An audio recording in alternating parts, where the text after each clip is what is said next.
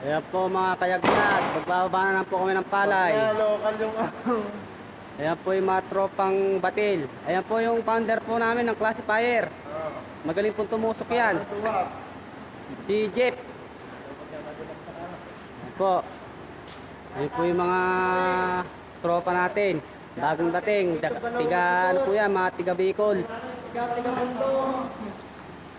Ayan po. Eri po yung isang sama namin, tiga bundok.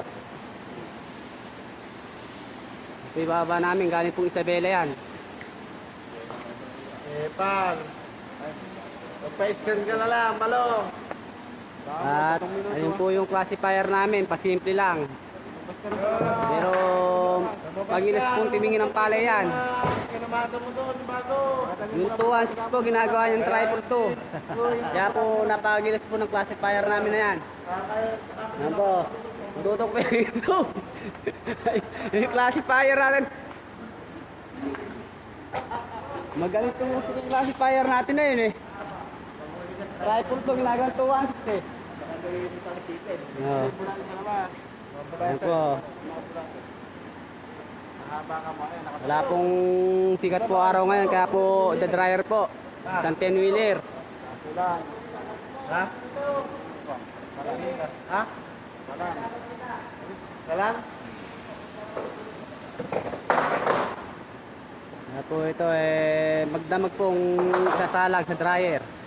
Bukas po hango na to. Mga team kayagyag.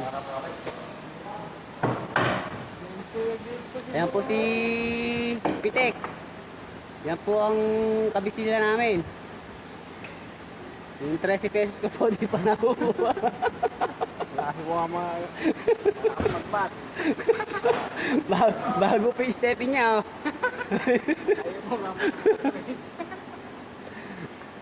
Ayan po. Pero balong, gusto mo Ganito po kami kasaya kahit po mahirap. Ayan po yung bumalik na po yung aming classifier. Oh. Okay, classifier.